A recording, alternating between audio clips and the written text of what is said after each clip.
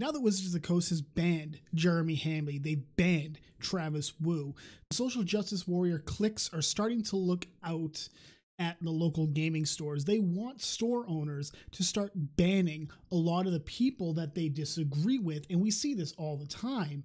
The social justice warriors, the regressive left, will generally target a group and try and do what they can to ostracize a lot of the central players and try to inculcate themselves, or rather, they'll try to insinuate themselves into that core and kind of become the new nucleus of a gaming hobby or a political affiliation, etc. We see it all the time. And the decisions Wizards of the Coast have made only further cement this line of thinking, this regressive thought process that really pushes through the way that these people operate. See, we know why people are being banned. We know why Jeremy was banned. We know why Travis Wu was banned. Travis Wu ran a group on Facebook called Magic for Bad and also Magic for Good. And in Magic for Bad, they played a civilian version of Bang, Marry, Kill, which is in the military. You pretty much take pictures of 3 female service members, and then you go around and say, who would you have sex with, who would you marry, and who would you kill? It's misogynistic, absolutely. It's juvenile, but this is what happens when you put 18 and 19-year-olds out on the front lines with rifles and whatnot. You know, they need some way to pass the time, and this is how they get through it. It's stupid. Even I'll admit this. But it happens. And they played their version of it. And somebody infiltrated the group. They took pictures, and then they sent it to Wizards of the Coast. This is absolutely barbaric from a standpoint other than the regressive left. Now, what do I mean by that? We're supposed to be able to move beyond being insulted. In the 50s and 60s, you hurt my feelings, whoop-de-fucking-do, nobody cares. Now it's, you hurt my feelings, and the world has to stop so that your feelings can be fixed. And that's not right. That's not how this works at all. See, if I say something, and you say, I'm offended, guess what? Onus is on you to change, because you choose to be offended. I don't choose to offend you with what I say. 9 times out of 10. Don't get me wrong.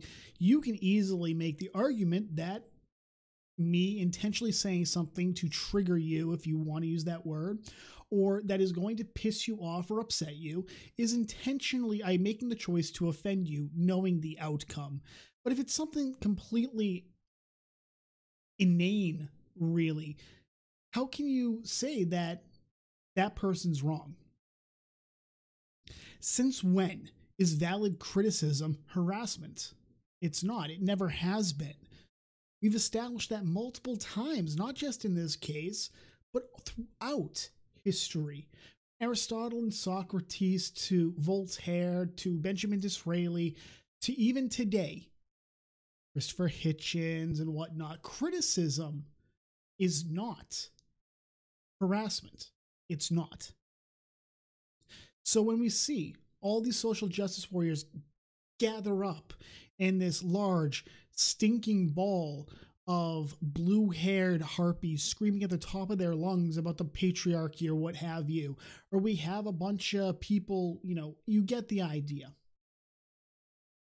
They're trying to force out a lot of the, quote, wrong think, unquote. And unfortunately, Wizards of the Coast is a very regressive company. And they're going to force out a lot of the people who are going to defend people like you and me. But this has broader implications. I am watching this play out at my local gaming store. One of them, actually. I have a couple around here. Now, this store, as a little bit of background, I helped them as a level 1 judge. I judged some of their Friday Night Magic games because they had nobody else to do it. I helped get their Pathfinder Society going, and it's still going to this day. I played D&D there. I played Warhammer there. What matters is that this was being done, and I was not being paid. I volunteered. That's how I operate. And I knew the owner, and his wife from the previous gaming store I had been in, because the wife used to work there and we got along splendidly. Now that they had their own store, they had to start thinking a little differently, and I understand that. You're a business owner. It's a different mindset than being an employee. You're now working for yourself. I understand that. You have to watch out for the bottom line. Not at the expense of your customers, though. Now, I wasn't going to mention this. I wasn't going to do an actual video on this, but Jeremy has said that this is a very slippery slope, and he's absolutely right. I've been banned from that store. This store that I have 2-3 years experience with, that I've had friends there. And why? When this entire thing started, when Wizards put out their "we're taking this harassment very seriously" post, I posted as a comment on Facebook that Wizards had employees that were harassing Jeremy. And I specifically mentioned A.E. Marling, a flavor text writer for Wizards of the Coast. The only right thing to do is to call out bullshit when it's bullshit. Well, they didn't like that, or rather, one of the employees didn't like that. She removed my comment from Facebook and banned me from commenting further. That night, I get an email from one of the owners saying that I was no longer welcome because the employee, being a trans woman, no longer feels comfortable with me there because I am clearly transphobic. I don't even know where the fuck that comes from, but there we go. Somehow I'm transphobic for all of this.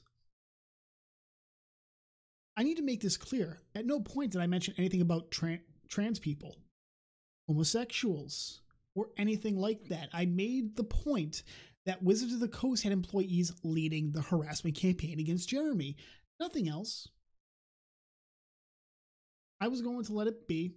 I had talked to the owners. The owners were very upset with this, but they decided to do it for the time being. I'm not permanently banned from there. Let's make that clear. I'm going to be banned for a little bit just until things calm down. That's what they said. Well, today, last night, Friday Night Magic, this employee starts up a debate, quote unquote debate. And she's pretty much saying, you know, Jeremy is the Antichrist, and he's, you know, he's this absolutely abysmal person because of what he did. And two of the kids, I believe 16 and 17, respectively, they said, we've been following this the entire time.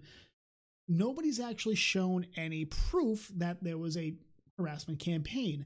And instead of actually arguing the point or debating with them, her response was, and I am quoting here, okay? Let me make this clear. I am quoting her right here.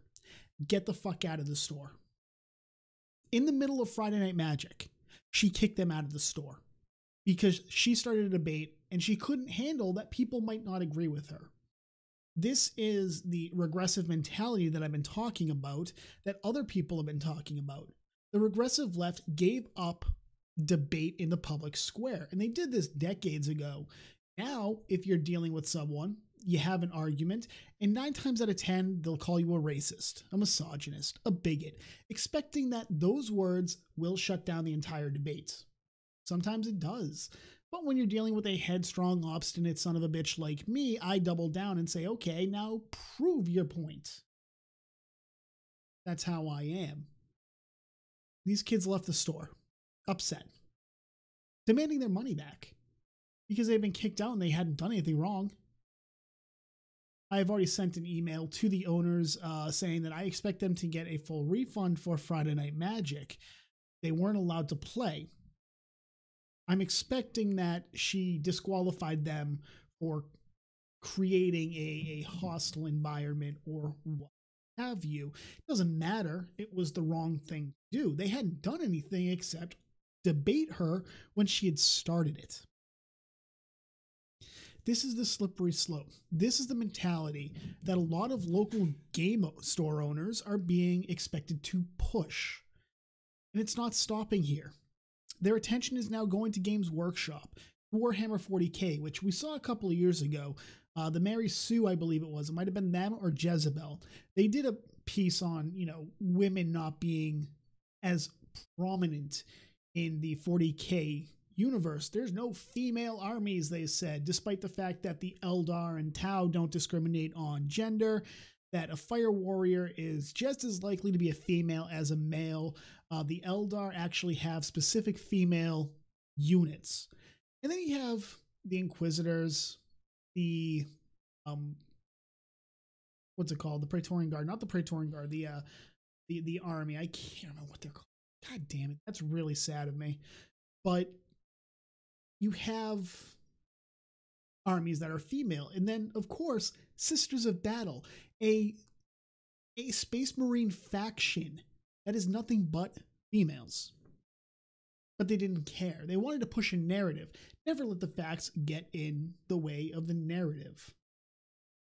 This entire thing is going to be pushed so far out of control. Magic may suffer significantly because of this. It's going to. Like it or not, it's going to suffer because of it. And it's so inherently stupid that a bunch of vociferous children, and I say children because they haven't grown out of the sticks and stones may break my bones, but words will traumatize me for the rest of my life. You know, they haven't gotten past this. They're so focused on that slight that they have to dehumanize you. They have to remove your ability to be a human being until you unfuck yourself, even though they're the ones that need to fix where they're coming from. Once again, you choose to be offended. No one chooses to offend you. But Jeremy is banned because he criticized people. Was it in the most tactful way? Absolutely not, but I can respect that. Far too many people expect tact and expect people to go, you know, maybe we're not going to, you know, whatever. They want you to pussyfoot around, to beat around the bush. And there are people who simply aren't going to do it. I'm one of them. Diplomacy, not my strong suit. Same thing with Jeremy. That's just how it is. Some people are not made to be diplomats. That's just how it is. The final point I will make is that a lot of these people have skeletons in their closet. We already know this. Jeremy's doing videos on this showing how all these big talking heads in the Magic the Gathering community, the content creating community, they all have skeletons in their closet. They have checkered pasts. They're not all sunshine and rainbows and stand-up people. They aren't. I don't really care personally. It's kind of stupid, but there you have it. Okay? That's how it is. But one of his biggest detractors has been writing a lot of pieces that are shit pieces. They're hit pieces and they're shit pieces. I have talked to a level 4 judge, the one who trained me, the one who tested me. I've judged tournaments with him. I trust his judgment. And I asked him about her because she lives in the same state as me. And there we go. I figured I knew her, and apparently I do. I kind of remember her. And his response was when I mentioned her name, he's like, oh, that bitch. And I was like, okay, we have something here. She is apparently prevented from playing organized play at the store that he routinely judges at and that I used to go to. Why? Because she was combative with anybody she played against. She liked to pick fights with her opponents. Not as a psychological tool, but because she could. And finally, he got tired of it and he said, you're done playing here. I can't stop you from coming to the store, but you're done playing here. When organized play of Magic is going on, you're not to be here.